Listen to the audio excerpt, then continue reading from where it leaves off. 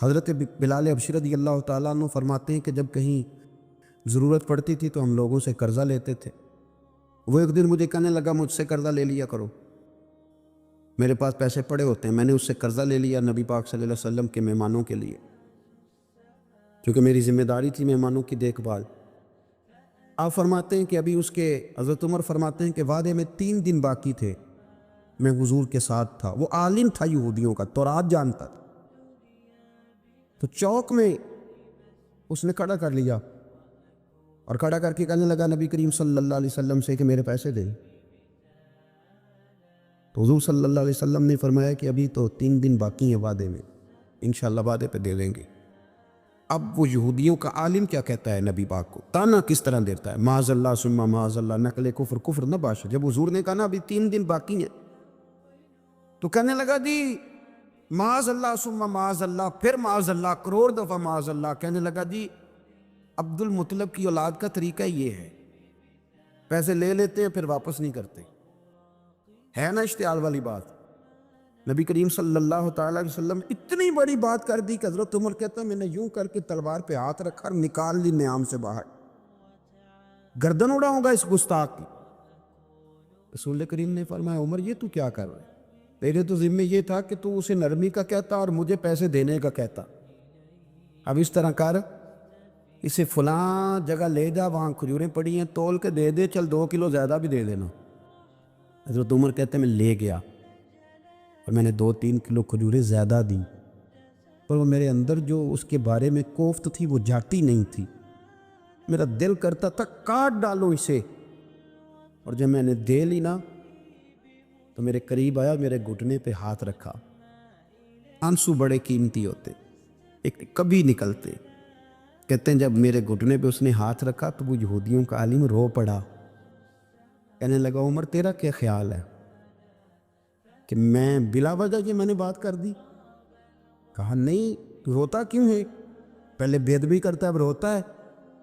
تو کہنے لگا عمر میں کوئی معمولی آدمی نہیں، میں پڑھا لکھا بندہ ہوں، معمولی ہوتا تو جلدی مان جاتا، میں تورات کا، انجیل کا، زبور کا عالم ہوں، میں نے آخری نبی کی ساری صفتیں اپنی کتابوں میں پڑھی ہیں، میں نے ساری باتیں چھپ چھپ کے نبی پاک میں دیکھ لی تھی۔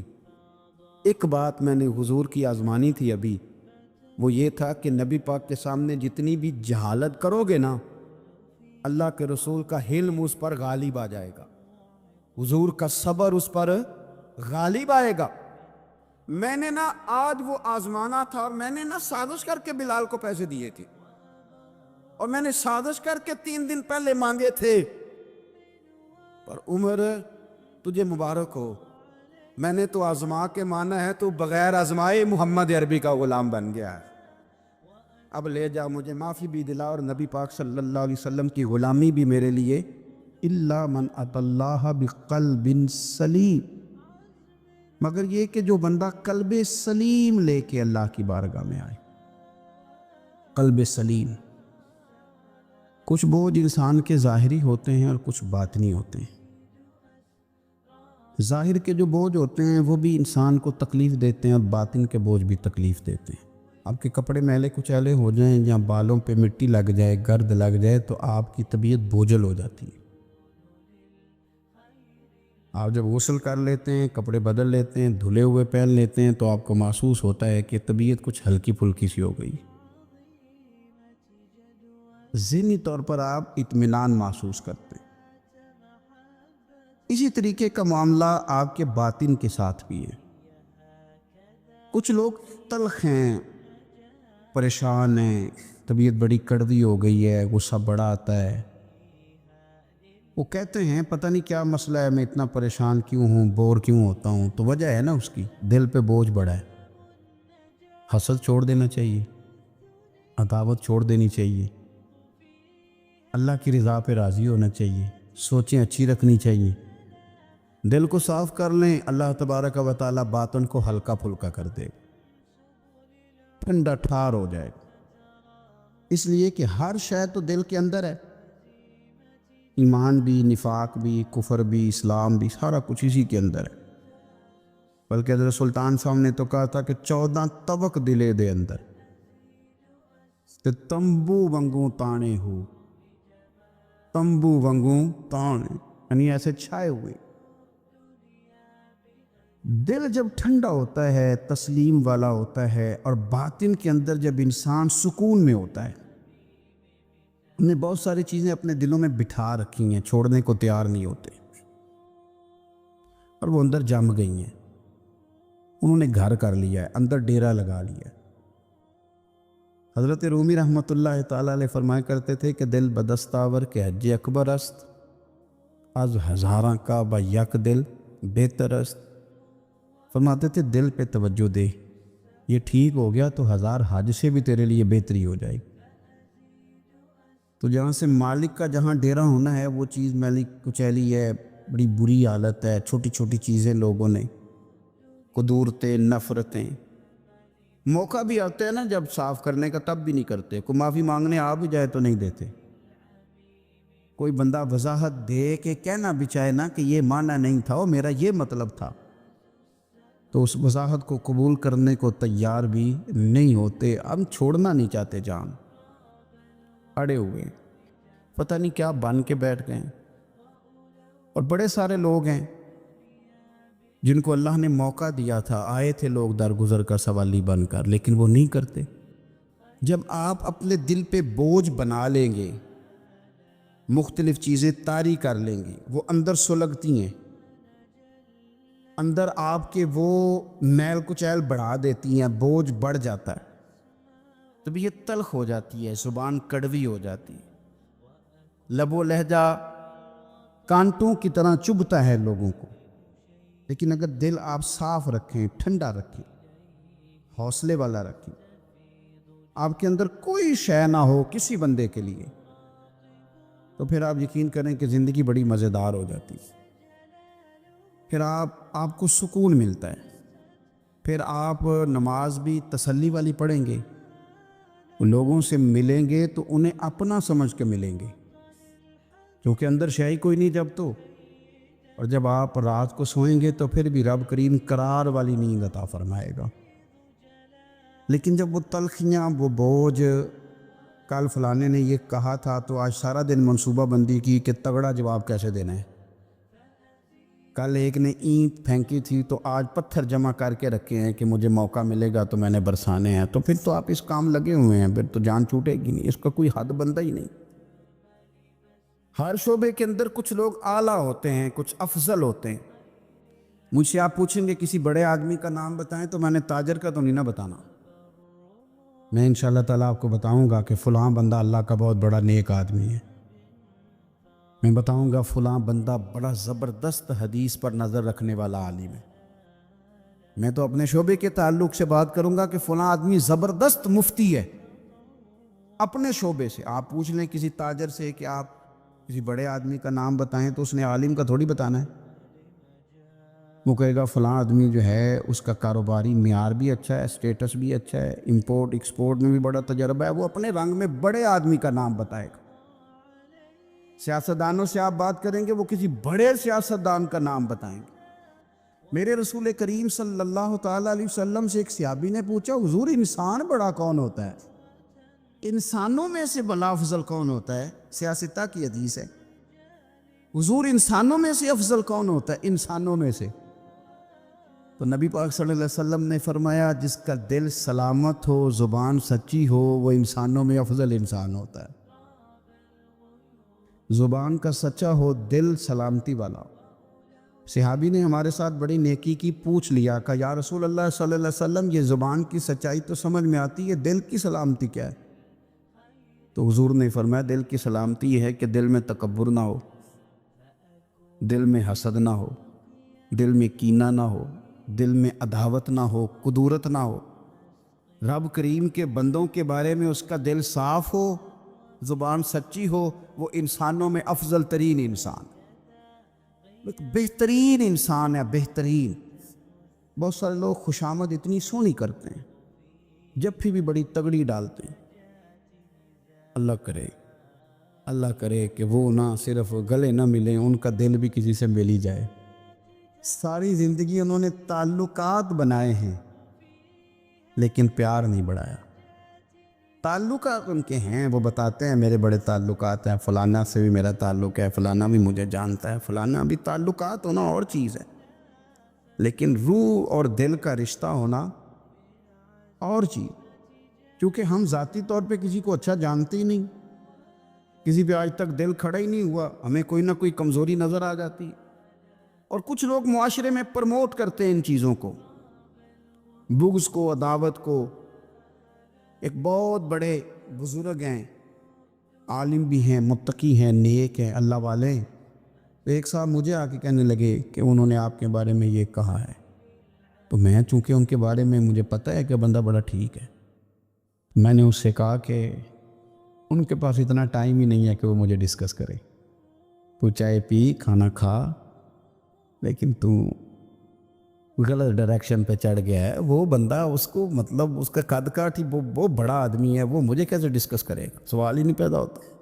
وہ سب چلے گئے۔ 2-4 دن کے بعد مجھے فون کر کے کہنے لگے کہ میں نے بھی بڑا وقت گزار دیا ہے، پر جو جواب آپ نے دیا ہے نا، پچھلی معافی دے دے، آج کے بعد ایسا کام کوئی نہیں کروں گا۔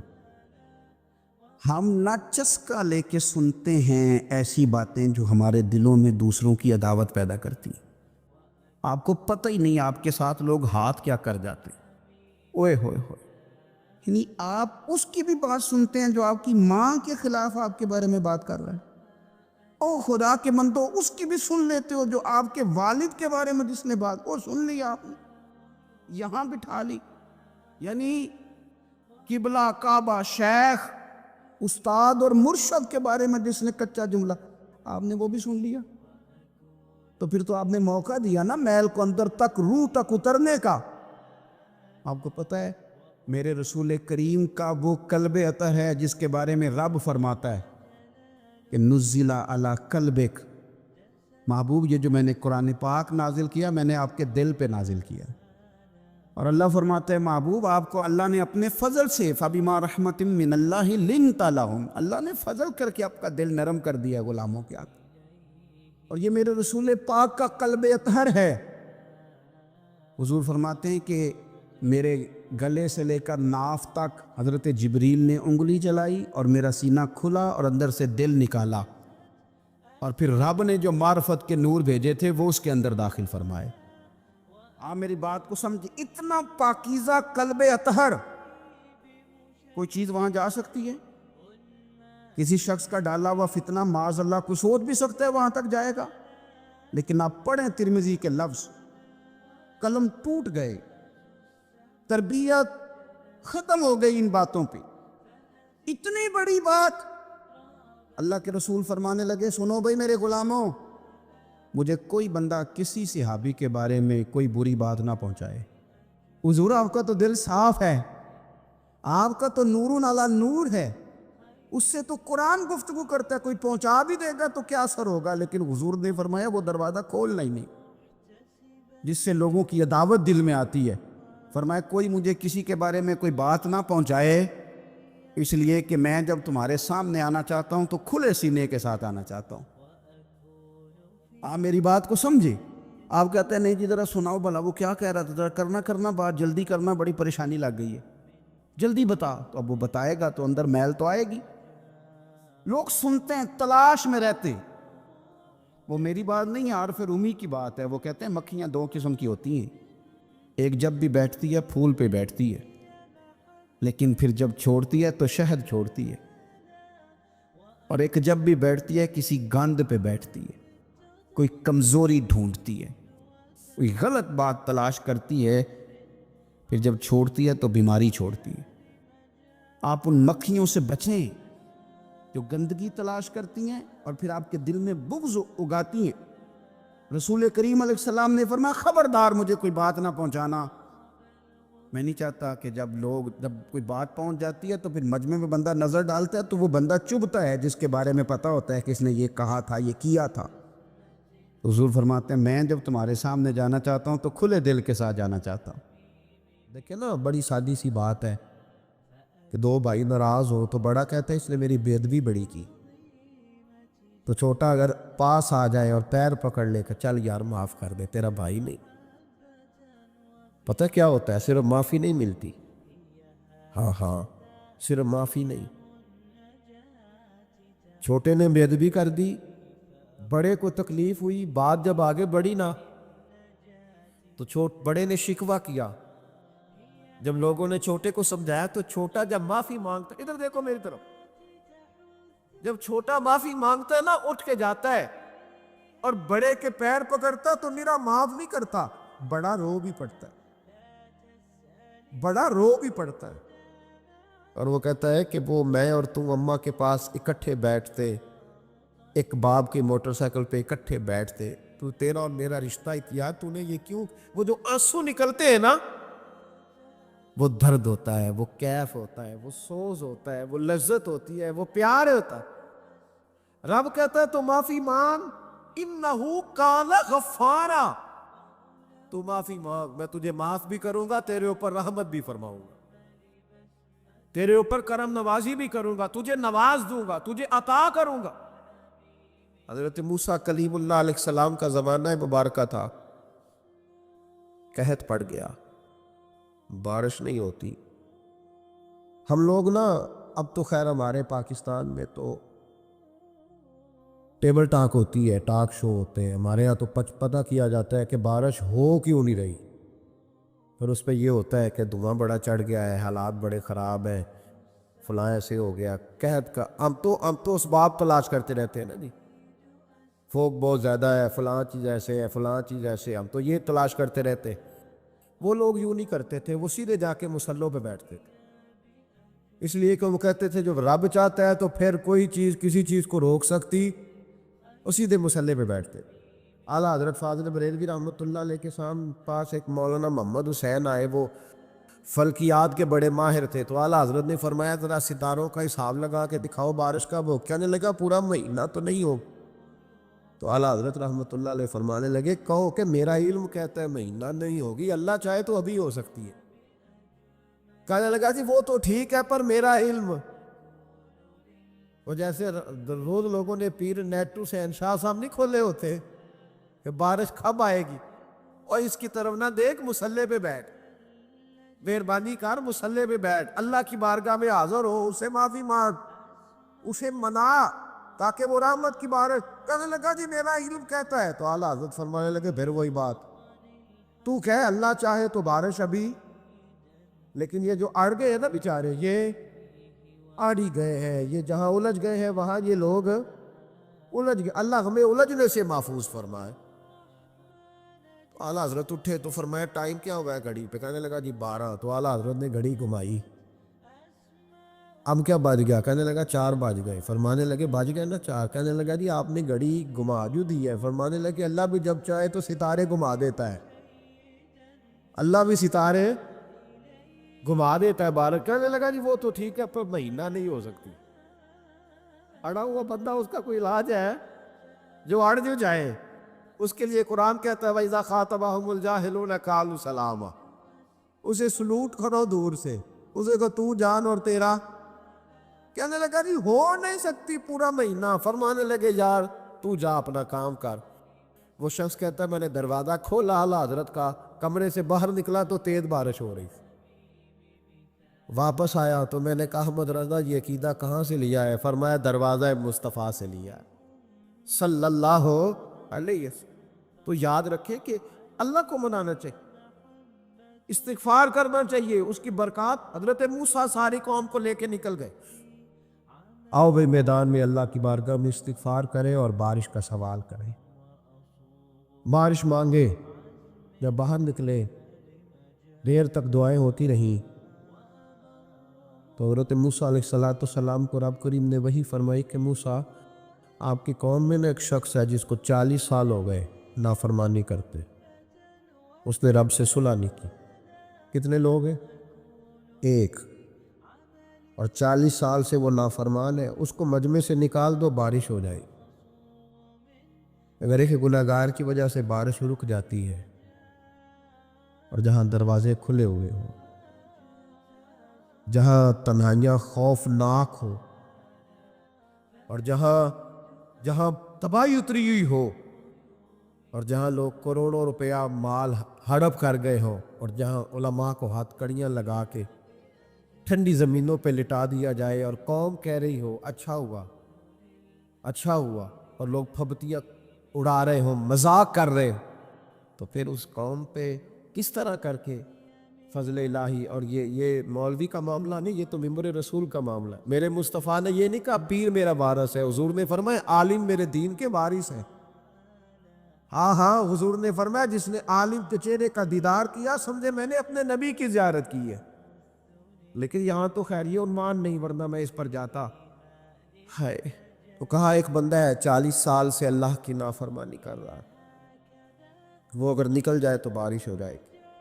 حضرت موسیٰ نے اعلان کر دیا بھی ایک شخص ہے، وہ اگر نکل جائے تو بارش ہو جائے گی۔ پتہ تو ہوتا ہے نا سب کو، مجھے بھی پتہ ہے کہ میں اندر سے کیسا ہوں، اور آپ کو بھی خبر تو ہوتی ہے نا جی۔ جب بات ہو رہی ہوتی ہے تو پھر پتہ تو چلتا ہے نا کہ بات کہاں جا کے سیٹ ہو رہی ہے، پتہ چلتا ہے نا۔ اسے ابھی چل گیا پتہ، اب اندر ہی اندر رونے لگا۔ اور دیکھو امام رازی اور امام غزالی دونوں نے لکھا ہے کہ اس درد سے رویا، اس درد سے کہ ادھر والے کو بھی پتہ نہ چل جائے، مجمع کے اندر کھڑا ہے اور ادھر والے کو بھی استغفار، دیکھو ادھر والے کو پتہ نہ چل جائے اور ادھر والے کو بھی کہیں ہجوم غم میں بھی توہین ضبط غم نہ ہوئی، ہم اس احتیاط سے روئے کہ آنکھ نم نہ ہوئی۔ ہجوم غم میں بھی توہین ضبط غم نہ ہوئی، ہم اس احتیاط سے روئے کہ آنکھ نم نہ ہوئی، روئے بھی پر کسی کو آنسو نہیں دیکھنے دیے۔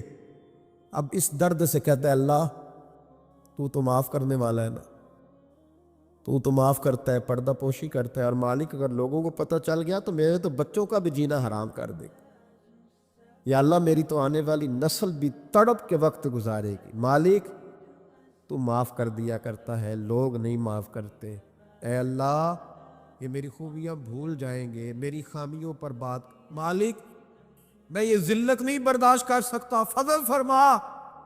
حضرت موسیٰ نے دوبارہ اعلان کیا، نکلتے ہو کہ نہیں نکلتے؟ پھر تڑپا، خداوندا مجھے بے آبرو نہ کر، یہ ذلت اور رسوائیاں یہ نہیں برداشت ہوتی، اللہ درگزر حضرت موسیٰ نے تیسرا اعلان کیا، نکلتا ہے یا میں پھر اس کا نام لوں؟ اللہ سے پوچھ کے نام لوں اس کا، بتاؤ کون ہے؟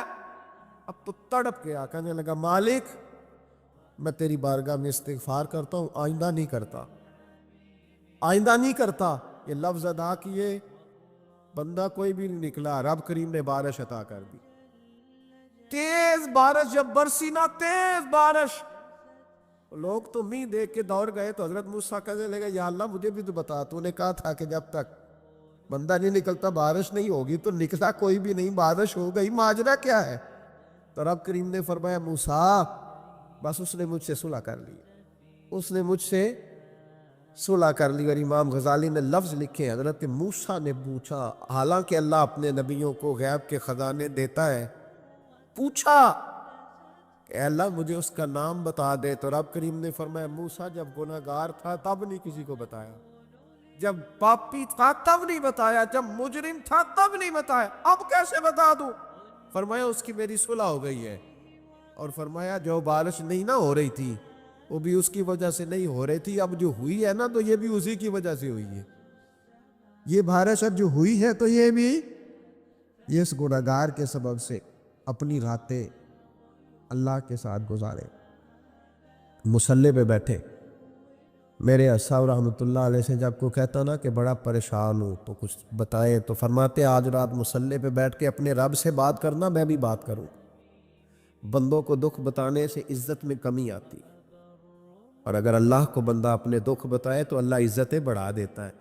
حضرت امام حسن سے آ کے وظیفہ پوچھا، اس شخص نے کہا حضور اولاد کوئی نہیں تو وظیفہ بتایا، تو آپ نے فرمایا استغفار پڑھا کر، کیا کر؟ اس نے کہا ٹھیک ہے، تو حضور پھر میں دوبارہ کب آؤں؟ تو امام حسن کہنے لگے بے اولاد ہے نا تو، استغفار کا وظیفہ بتایا نا؟ کہا ہاں۔ فرمانے لگے اب اس وقت آنا جب اللہ تجھے 10 بیٹے عطا کرے گا۔ کتنے؟ 2 4 نہیں، 10 ہی کہہ دیے۔ تو حضرت امیر معاویہ رضی اللہ تعالیٰ دیکھا، کہنے لگے حسن اتنا بڑا دعویٰ؟ آپ فرمانے لگے میں نے کہہ دیا نا تو اللہ فضل کرے گا، ہاں اللہ خیر کرے گا، خیر ہو جائے۔ وہ شخص کئی سالوں کے بعد آیا، کئی سالوں کے بعد، تو حضرت امیر معاویہ کو بھی ساتھ لایا، کہنے لگا حضور اللہ کے فضل سے اللہ نے 10 بیٹے عطا فرمائے، پورے 10 ہی اللہ نے دیے۔ حضرت امیر معاویہ کہنے لگے جناب بات تو آپ کی سچی ہو گئی، پر مجھے بھی بتائیے یہ وظیفہ کہاں سے لیا؟ فرمانے لگے قرآن پاک سے، سورہ نوح کی 10، 11، 12 آیت پڑھو۔ اللہ فرماتے تم استغفار پڑھو، میں تمہاری بیٹوں سے بھی مدد کروں گا، مالوں سے بھی مدد کروں گا۔ تو میں نے استغفار بتائی تھی، اور قرآن میرے اللہ کا ہے، رب کا وعدہ جھوٹا ہو سکتا؟ فرمایا 10 بیٹے ملنے تھے، میں نے کہہ جو دیا تھا۔ اور میرے بھائیوں یاد رکھیں، استغفار اللہ کی رحمت نازل کر۔ ایک ہوتا ہے خوف، ایک ہوتی ہے خشیت۔ خوف والے لوگ توبہ کرتے ہیں، خشیت والے استغفار کرتے ہیں۔ ایک ہوتا ہے خوف، ایک ہوتی ہے خشیت والے استغفار کرتے ہیں۔ نبی کریم علیہ السلام نے فرمایا میں دن میں 100 مرتبہ استغفار کرتا ہوں، دن میں۔ توبہ والا کہتا ہے کہ میں بھول گیا تھا، مجھے معافی مل جائے، اور خشیت والا کہتا ہے میرا یار ناراض نہ ہو جائے، وہ استغفار ہی کرتا رہتا ہے، وہ معافی ماں۔ حضرت رومی نے مثال دی ہے، فرماتے ایک عورت تھی تو بھیک مانگا کرتی تھی۔ ایک دن بادشاہ کے دروازے پہ بھیک مانگنے گئی تو بادشاہ کو پسند آ گئی، اس نے نکاح کر لیا۔ 20 کنیزائیں اس بی بی کے پاس تھی خدمت کرنے کے لیے، روٹی دینے کے لیے، کپڑا دینے کے لیے، لیکن وہ ہر وقت روتی رہتی تھی، ہر وقت روتی۔ ایک سمجھدار کنیز کہنے لگی کہ ملکہ اب تیرا درجہ بہت بڑا ہے، تو ہر وقت روتی رہتی ہے، معافی ہی مانگتی رہتی ہے ہر وقت، کون سی ایسی نعمت ہے جو تیرے پاس نہیں؟ تو وہ کہنے لگی اس لیے تو روتی ہوں۔ تو کیا مانا؟ کہنے لگی اس لیے روتی ہوں کہ میں اس قابل نہیں تھی جو مجھے مل گیا، کہیں میرے سر کا سائیں ناراض نہ ہو جائے، وہ کہیں بگڑ نہ جائے، مجھے پتا ہے کہ میں کیا تھی اور مجھے کہاں تک پہنچا دیا، میں روتی اس لیے ہوں کہ کبھی کہیں وہ ناراض۔ حضرت عمر اس لیے روتے تھے کہ کہیں مصطفیٰ ناراض نہ ہو جائے، حضرت ابو بکر اس لیے تڑپتے تھے کہ کہیں اللہ کا فضل روٹھ نہ جائے۔ یہ جو مولا علی اپنے کمرے میں بیٹھ کے زور زور سے استغفار پڑھتے، تو اس لیے نہیں کہ بڑے پاپ تھے جن کی معاذ اللہ معافی مانگتے تھے، اس لیے کہ رب رسول کہیں ناراض نہ ہو۔ خشیت ہی کہ جہاں ہم پہنچے ہوئے کہیں وہاں سے واپس۔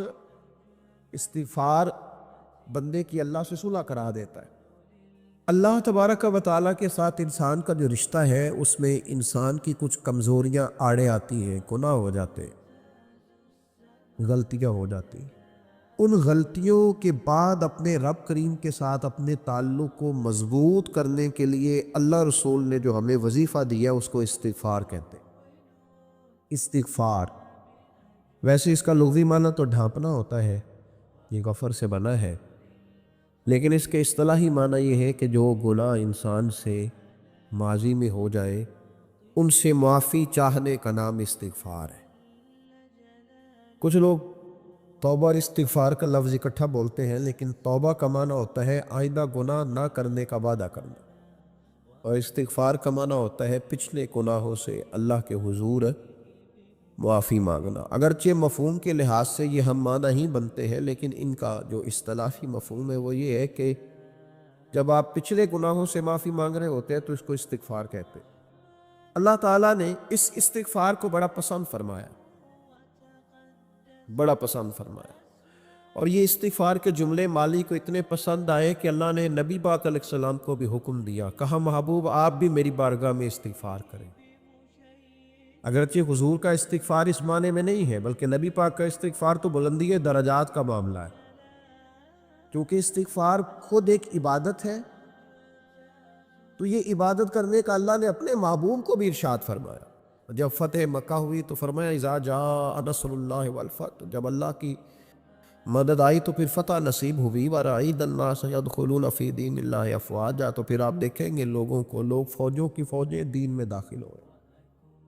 لوگ پہلے ایک ایک دو دو کر کے آیا کرتے تھے، تو اب فوجوں کی فوجیں آ رہی ہیں، تو یا اللہ ہم کیا کریں؟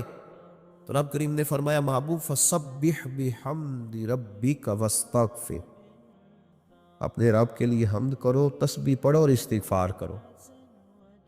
کیا کرو؟ استغفار، معافی مانگو، اس کے حضور آہذاری کرو، استغفار کرو۔ معنی یہ ہوا کہ جب تو غلطی ہو جائے پھر بھی استغفار کرو، جب اللہ زیادہ نعمتیں دے پھر بھی استغفار کرو. ہمارے ہاں یہ ہوتا ہے کہ جب تو کوئی نقصان ہوتا ہے تو وہ اللہ کی طرف سے ہوتا ہے. نقصان ہو جائے تو کہتے ہیں اللہ کی مرضی تھی, اور فائدہ ہو جائے تو کہتے ہیں میں نے محنت ہی بڑی کی تھی, میری جد و جہد بڑی تھی.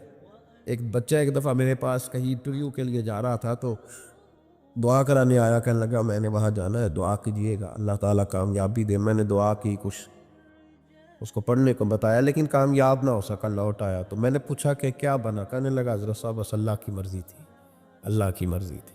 پھر ایک دفعہ گیا تو نہ کہا اللہ کی مرضی تھی. تیسری دفعہ گیا, کامیاب ہو گیا. تو بھئی اب کیا بنا, کہنے لگا جی جب میں داخل ہوا تو اس نے جاتے ہی مجھ سے پوچھا سب سے پہلا سوال یہ کہ تمہیں جنرل نالج کی بھی کچھ معلومات ہیں یا شعبے کے آدمی ہو. تو میں نے کہا جناب پوچھیے. تو انہوں نے پاکستان کا حدود اربہ پوچھا, تو میں نے فٹافٹ بتا دیا. پھر انہوں نے مجھ سے پوچھا کہ یہ جو مینار پاکستان ہے اس کی تجویز کس شخص نے دی تھی, تو میں نے فٹافٹ اس کا بھی نام بتا دیا. پھر شارٹ ہینڈ کے ایک دو سوالات اس نے کیے تو وہ بھی میں نے بتا دیے, تو الحمدللہ کامیاب ہو گیا. میں نے کہا بیٹے جب تو ناکام ہوا تھا تو اللہ کی مرضی تھی, اور کامیاب ہوا ہے تو میں لگا دیے. اب اللہ کی مرضی کدھر گئی؟ یہ اتنا بڑا نقص ہے انسانی فطرت کا, اتنی بڑی کمزوری ہے کہ معاذ اللہ تعالیٰ ہم کمزوریاں قدرت کے کھاتے میں ڈال دیتے, اور ناکامیاں قدرت کے کھاتے میں, اور کامیابیاں.